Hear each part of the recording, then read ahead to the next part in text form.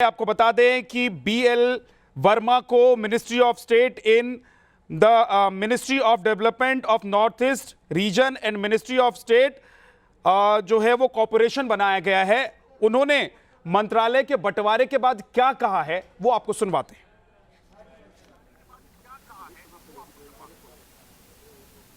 प्रधानमंत्री की टीम में हिस्सा मिला है, हमारे साथ मौजूद है इस वक्त। सर, एक लंबी पारी आपकी हमने देखी है आरएसएस से लेकर अब आप मंत्री बनने जा रहे हैं। किस तरह का ये सफ़र रहा और आज कैसी खुशी महसूस हो रही है?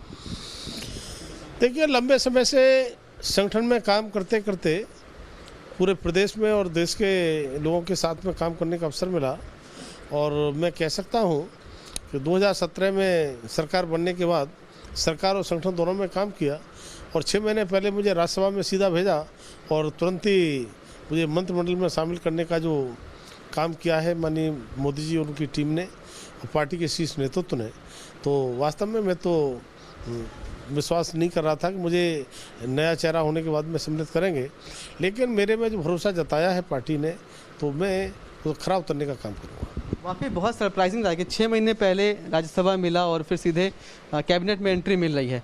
यूपी का चुनाव होने वाला है, मतलब ये भी दर्शाता है कि टीम मोदी को आप में विश्वास है कि यूपी में आप एक बड़ा बदलाव करने जा रहे हैं बीजेपी की तरफ से। आपकी रणनीति क्या रहने वाली है खासकर यूपी इलेक्शन को लेकर?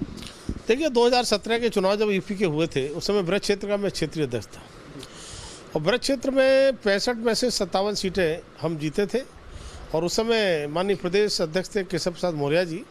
उन्होंने 265 प्लस की बात कही थी।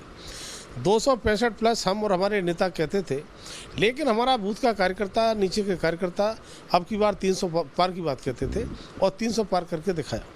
और जब इस सरकार ने इतने अच्छे अच्छे काम किए हैं तो मैं कह सकता हूं कि 2022 का चुनाव हम फिर से 300 पार करेंगे और सरकार बनाएंगे। किस तरह से देखते हैं, जिस तरह से कोविड में जो हालात रहे, चाहे यूपी में हो या दूसरे जगह पर रहें, को लगता है कि जनता में अभी भी वो विश्वास कायम है जो कोविड के पहले सरकार में हुआ करता था, या चैलेंजेस ज़्यादा होंगे इस बार इलेक्शन में जाने से? कोविड केवल देश में नहीं, पूरी दुनिया के अंदर कोविड का असर था और मैं कह सकता हूं माननीय प्रधानमंत्री मोदी जी और मुख्यमंत्री योगी जी, उन्होंने जिस तरह से कोविड की चुनौती को स्वीकार किया, लड़ाई लड़ी और उस लड़ाई को जीतने का काम किया।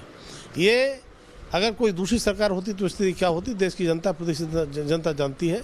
इसलिए कोविड की लड़ाई को भी हमने चुनौती मार कर उसे जीतने का काम किया है।